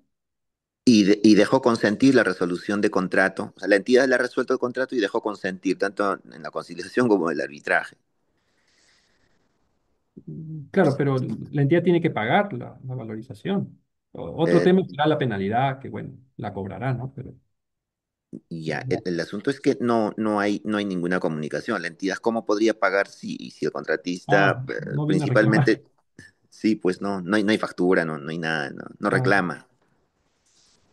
mm, bueno, a lo mucho, sacarle una carta, ¿no? Para que en algún momento si quiere reclamar intereses o algo por ahí, bueno, que se pueda la entidad sustentar de que ha existido una predisposición de reconocerle el pago, pero ¿Cómo podemos pagar si no hay factura, no hay cuenta, no hay nada? ¿No? Entonces, por ahí Mm. la entidad debería cubrirse nada más, ¿no? Lo más Sí, probable pues es que el son contratista contactos que ocurren esté con la SUNAT, tenga alguna cuenta embargada con la SUNAT, por eso no quiere pedir el pago, ¿no? el contratista, en todo caso, mira, bueno, en este contexto ya va a pasar más o menos un año y medio, no hay acción alguna por parte del contratista. La posibilidad de que pueda recurrir ante la entidad a cobrar a futuro, asumo que queda pendiente, sigue habilitada o precluye en algún momento, en algún punto.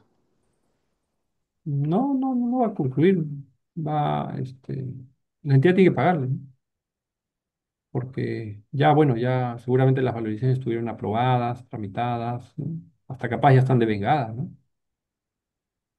Claro, Entonces, va a tener que asumir la entidad, pero lógicamente tiene que venir a solicitar, ¿no? Pero lo único que podría hacer la entidad para que no llegue más a solicitar un tema bueno,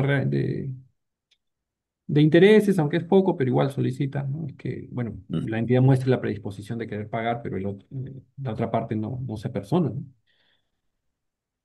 de acuerdo. Ujú. ¿No? A veces surgen Gracias. situaciones especiales en la obra, ¿no? Algunos contratistas no quieren cobrar, por ejemplo, la última valorización, un tema para que les salga un saldo a favor y retirar la carta fianza, ¿no?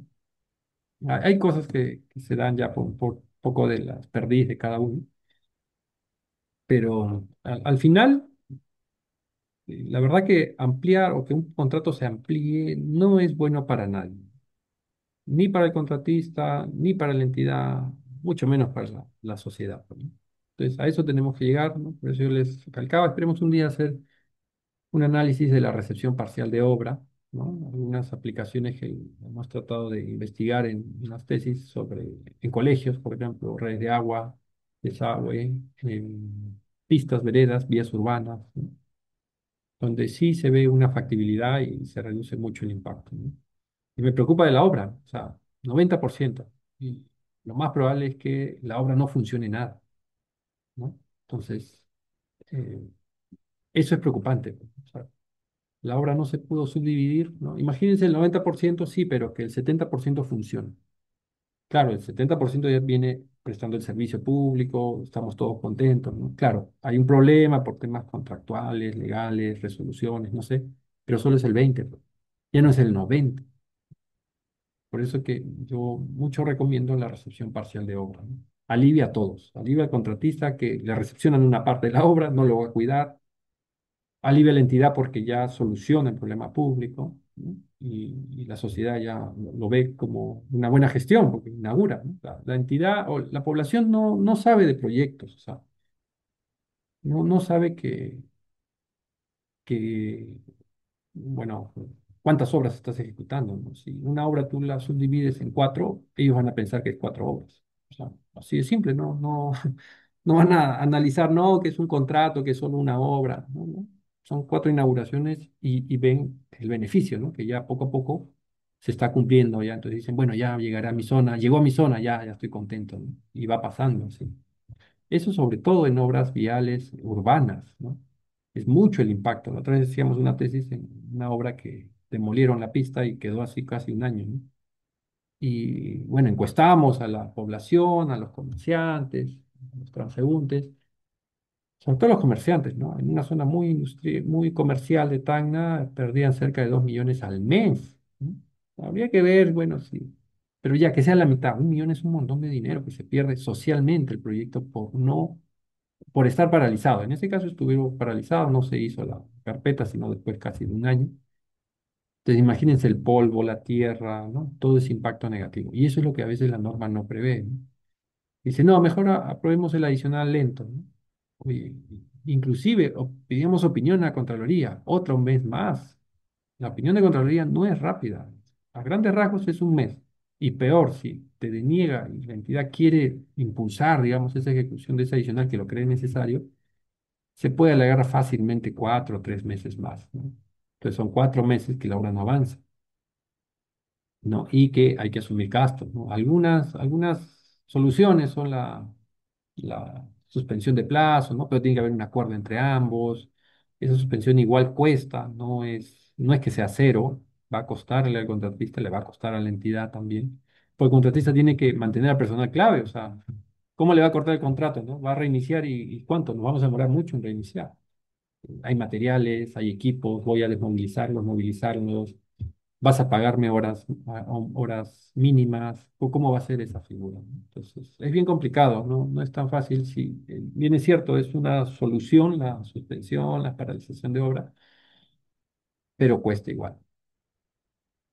Entonces, bueno, le invito, ingeniero, esperemos que otro día conversar más sobre cómo manejar estos tipos de contratos que están resueltos y qué alternativas se podría dar, ¿no? Sí, muchas gracias, ingeniero. Tenemos una última consulta en el chat. Las nuevas directivas para las JPRD se aplican para obras licitadas con la ley 30225. Y la segunda consulta es: una denegatoria de ampliación de plazo mediante resolución emitida por la entidad puede ser anulada por una JRD de respecto a la ley 30225. Ya, a ver. Primero, las directivas, en nuestro marco normativo, tenemos que cumplir la norma con la cual fue contratado la obra, ¿no? En esa época. Entonces, si el contrato fue con la ley 30225, bueno, tendríamos que cumplir todo lo que involucra esa norma, ¿no? Y el término que se utilizaba en esa norma es la JRD, la Junta de Resolución de Disputas, ¿no? Bajo su marco normativo, ¿no? Que es muy similar, ojo, es casi igual, en la práctica es casi igual, ¿no? Pero hay que cumplir ese marco normativo de ese tipo, de ese contrato. Ahora, bajo la antigua ley de contratación del Estado, básicamente la 30225, la decisión de la entidad de negar la ampliación de plazo puede ser, digamos, llevada a una bueno, a una decisión por parte de la Junta, ¿sí? Entonces, la Junta va a analizar de manera, digamos, consensuada. Ahí, bueno, capaz muchos no conocen, pero lo que se da es una suerte de pequeño arbitraje, ¿no? Una de las partes presenta la, la controversia, ¿no? El centro lo envía a la otra parte, ¿sí? La otra parte responde, entre comillas, ¿no? Dice esto, lo otro, hay pretensiones, ¿no? Ya, bueno. Después ambos documentos llegan bueno, se le corre traslado a la otra parte también, y después hay una suerte de audiencia o exposición del caso. Entonces, tanto la entidad como el contratista expone el caso y la Junta toma una decisión, ¿no? Ojo, la decisión puede ser otorgar la ampliación de plazo, puede ser no otorgar la ampliación de plazo, otorgar menos días de ampliación de plazo, ¿no? Puede darse en esa figura, pero ambas partes la van a cumplir. Entonces sí podría tomar ese punto la JP, la JRD o actualmente la JPRD, ¿no? Sobre ampliación de plazo, ¿no? Hay algunas excepciones, creo que no lo he puesto, pero está básicamente a la aprobación de adicionales, ¿no? Eso sí, no se puede porque justamente el marco normativo peruano es que esa facultad es de la entidad, ¿no? En otros tipos de contratos, en los internacionales, que por acá están sonando mucho, los dispute board, el término de adicional no hay esa palabrita, no hay eventos compensables, ¿no? Pues eso sí puede ser analizado por el DAPS en ese caso, ¿no? Pero nuestra legislación, cuando ha traído esa figura del DAPS, le ha hecho algunos ajustes, ¿no? Lógicamente acomodándolo a nuestra coyuntura, a nuestra forma de hacerlo, porque tampoco se puede cambiar de la noche a la mañana la norma, ¿no? Vamos a generar un bajón, ¿no? Y no tanto, por ejemplo, ese bajón que se dio en estos meses, ¿no? De muchas entidades que no sabían bien cómo convocar, qué requisitos poner como, no sé, de los 32 creo, opciones de puntaje, cuál pongo, cuál no pongo. Después salió otra opinión cambiando, bueno, una resolución, me parece, cambiando algunos factores, que ahora ya no es el total, que ahora sí puedo mezclarlos, ¿no? Entonces, genera o sea, que todas las inversiones se hagan un poquito más lento, ¿no? Y cambiar mucho la ley de contrataciones va a generar que se van a dar muchas controversias porque todos van a estar aprendiendo, ¿no? O familiarizándose con la nueva ley, o sea, la entidad, el contratista, el supervisor y bueno, también la JPRD, ¿no? Entonces, no se puede dar tantos cambios así de golpe, pero Yo veo que sí, han hecho algunos cambios necesarios. Indudablemente hay siempre mejoras. Todos queremos hacer los proyectos más rápido. Pero bueno, bajo esa premisa hay que ir proponiendo algunos cambios, ¿no? Y también estos foros son importantes para captar problemáticas y también algunas soluciones, ¿no? Sería bueno un día hacer de qué soluciones le damos, ¿no? O sea, qué alternativas, ¿no? Por ejemplo, ¿no? Ayer comentábamos en una clase la transferencia de la obra, ¿no? O sea, la norma de contrataciones está pensada en que solo se ejecuta la obra y no funciona la obra. ¿Sí? Ojo, o sea, yo es como, lo más fácil de ver es una obra de edificación, ¿no? Yo cierro la puerta y construyo de ahí para adelante, hago toda mi obra. La obra no funciona, está construyendo. Pero eso es fácil en una obra de edificación, ojo, y en una carretera y en la pista vereda de la avenida, no es fácil hacer. A ver, cierra 8 meses. No, que la recepción es una sola y tengo 8 meses de plazo. A ver, cierra la pista. No puedes, ¿no? Entonces son casos especiales. ¿No? Inclusive algunas entidades ponen la apertura en la vía cuando no está pintado, falta de señalización, podría generar eh, accidentes, ¿no? Y hasta muertes, podría darse. Entonces hay que manejar ese riesgo, ¿no? Es fácil clausurar eso, ese tramo 10 meses, muchas veces no es. Entonces, ¿cuál es la solución? ¿Cuál es el riesgo que uno analiza? La única forma es recepción parcial. Ejecuta un trámite, termina, lo recepciona y que funcione. Entonces, por ejemplo, ¿no? En algunas entidades, ¿qué hacen? El mismo día que hacen el acta de recepción, hacen el acta de transferencia, ¿no? ¿Por qué? Porque hay obras que hay que cuidarlas, ¿no? Por ejemplo, un parque, hay que regar, hay que pagar la luz, hay que prender, hay que hacer diferentes actividades en ese parque. Si no, se estropea, ¿no? Y no es el objetivo. Entonces, hay situaciones que se dan durante la obra, los proyectos, que va a depender del mismo. No, no es igual ejecutar un colegio que ejecutar una vía. Peor si es una zona comercial. La otra vez estábamos haciendo una tesis, analizando un proyecto en una zona comercial. Y bueno, más que solicitaban que se haga rápido, o sea, en 2 semanas, 3 semanas, en mi zona o en mis cuadras o en 2 cuadras, ¿no? Solicitaban, oye, no, yo no quiero que ejecuten la demolición de la vía en marzo, febrero, época escolar. Otro, julio, agosto, fiesta, Navidad. Imagínate un centro comercial que en Navidad le demuelas, en el mes de diciembre le demueles todo el acceso. ¿Cómo va a entrar? Ese centro comercial se va a ver muy impactado. Entonces, esa figura, ¿cómo lo manejamos? Eso no está en la norma de contrataciones, ¿no? Y otro punto, la recepción. Cuando hacíamos la tesis, al final llegamos que los tramos iban a ser de 2 o de 3 semanas máximo, porque no se puede. Mucho plazo no es saludable para la economía de los empresarios, de la sociedad y de todo. Entonces llegamos en recepción en obras muy cortas, de 2, 3 meses, 2, 3 semanas por tramo, ¿no? Entrar, demoler, construir y todo listo, rápido, ya, me voy. Y la recepción, ¿no? Si cumplimos la norma de contrataciones, nos vamos a demorar un mes. Si hay observaciones, o sea, hasta probablemente 2 meses o 3. ¿No? Entonces tiene que haber algo especial cuando se van a dar esos tipos de recepción con obras muy cortas, justamente por la solicitud o la necesidad o las opiniones o las condiciones que nos da la sociedad para ejecutar un proyecto, ¿no? Entonces ahí, inclusive, bueno, no es parte de la tesis, pero vamos a recomendar que se investigue en otro lado cómo se puede hacer una recepción parcial mucho más rápida y no cumpliendo el procedimiento. El procedimiento dice, terminas y recién designas al comité, ¿no? Oye, pero si hago eso, la designación y la recepción va a durar más de lo que me demoro construyendo, ¿no? Ese tramo, ¿no? Y el objetivo es entrar y salir y funciona rápido y así, ¿no? Entonces hay partes de la norma que surgen, o sea, partes de la norma que no se condicen mucho en algunos tipos de inversiones que queremos llevar adelante mucho más ágiles, ¿no? Por ahí hace tiempo yo comentaba, ¿no? ¿Por qué no contratamos dos ejecutores? Tenemos una vía de 40 kilómetros, 100 kilómetros, ¿no? Contratemos a dos, pues, ¿no? Uno del cero y el otro del kilómetro 50. Y bueno, me avanza 5 kilómetros y te habilito el otro tramo, ¿no? Entonces ya, entre comillas, hay una competencia. Y eso es bueno, ojo. Por ahí estábamos viendo una obra donde han ganado un consorcio. se han dividido la obra, ¿no? Y la obra está adelantada, ¿no? Lógicamente, ahorita se van a entrampar en las autorizaciones de la entidad de las compras de mobiliario, equipamiento y todo ese tema, porque demora, no es fácil que se autorice compras, mucho menos cambios, pero la obra física como ingeniería, o sea, como infraestructura, o sea, cemento, el fierro, el avance está a todo dar, ¿no?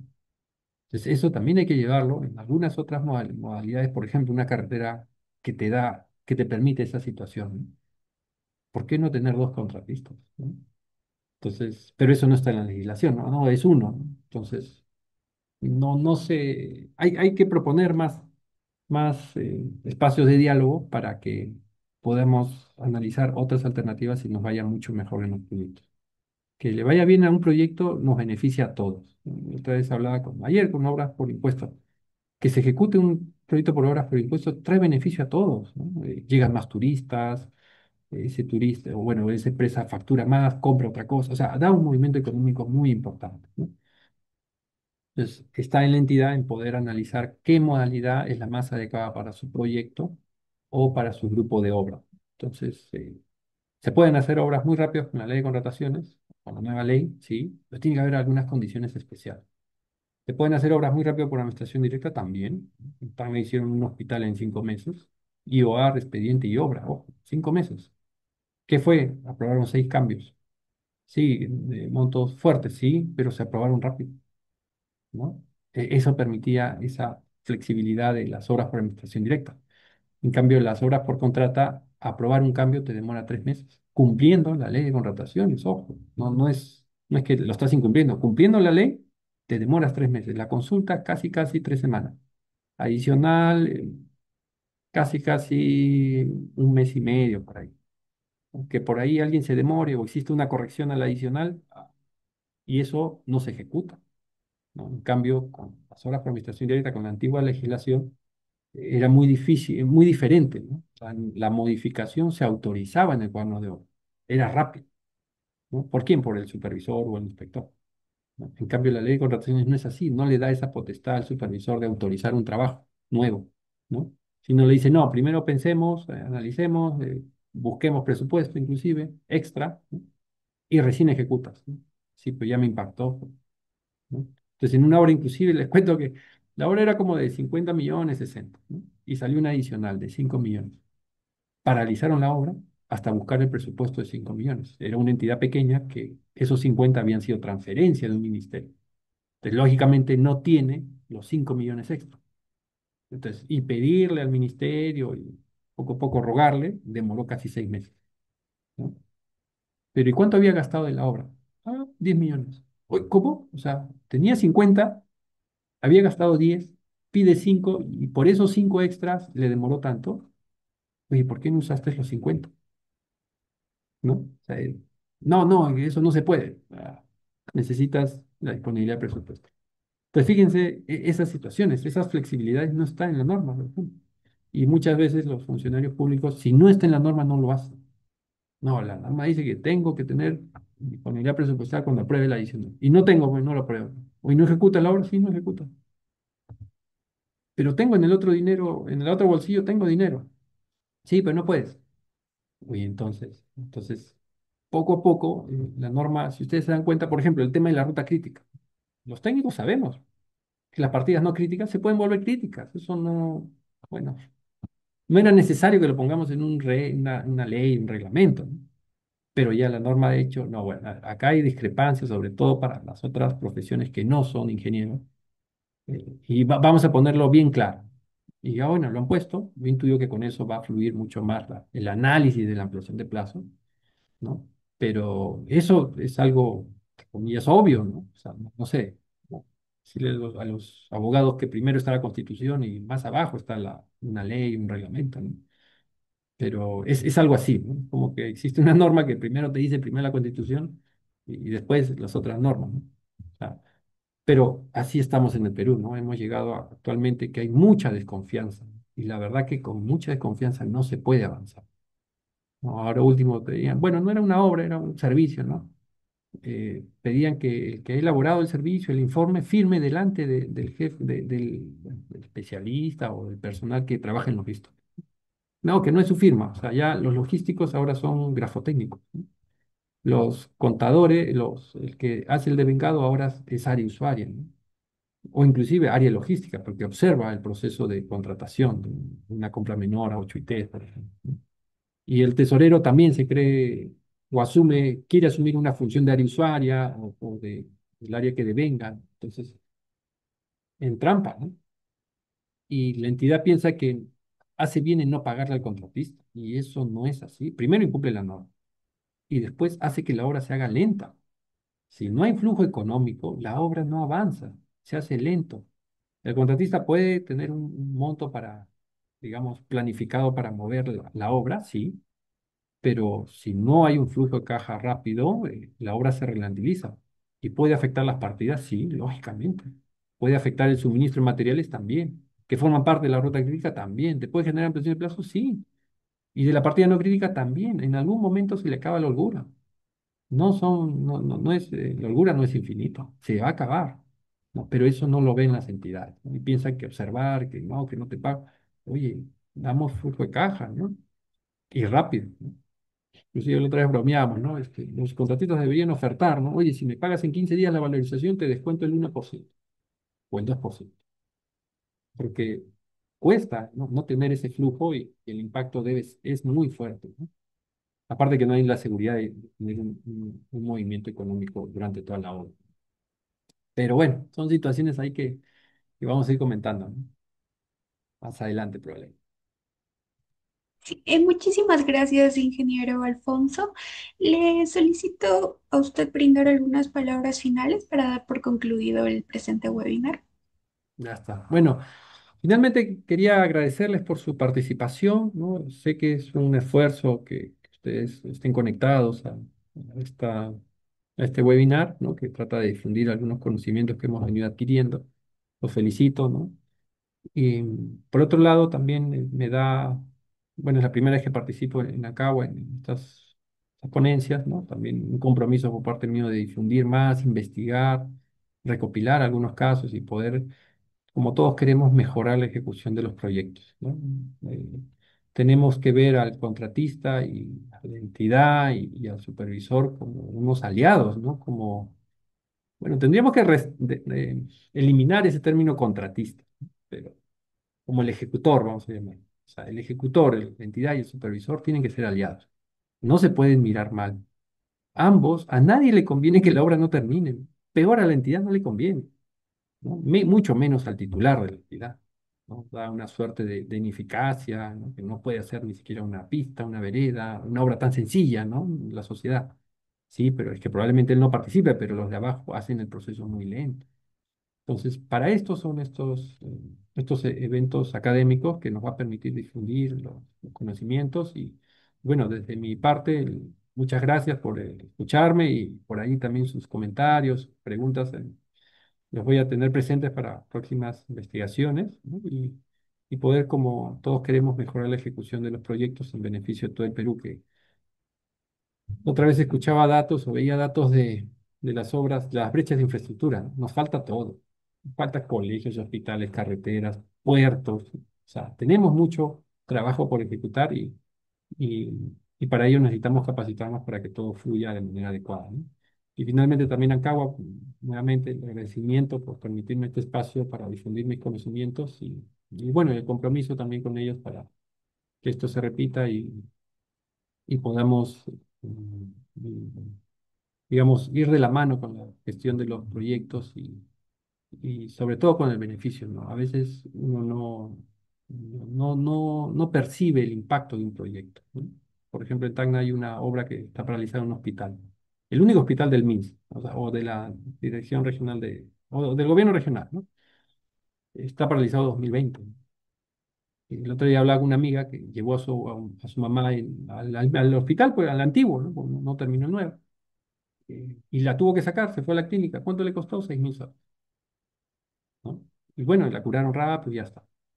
Ese es el impacto económico que genera no tener un proyecto. Así como ellos, ¿cuántos más? Y todavía el que no tiene ese dinero, ¿qué hace? ¿No? Entonces, el impacto que generamos en la ejecución de los proyectos es muy fuerte, ¿no? Entonces, tenemos que tener, impulsar desde la entidad sobre todo, El contratista quiere ejecutar. No hay ningún contratista que no quiere ejecutar. Pero la entidad a veces es muy reacia a algunas situaciones y hay que cambiar ahí el chip, hay que confiar más, hay que darle viabilidad y terminar los proyectos, ¿no? Entonces, bueno, esas serían todas mis palabras. Sheila, muchas gracias por la invitación y tu apoyo.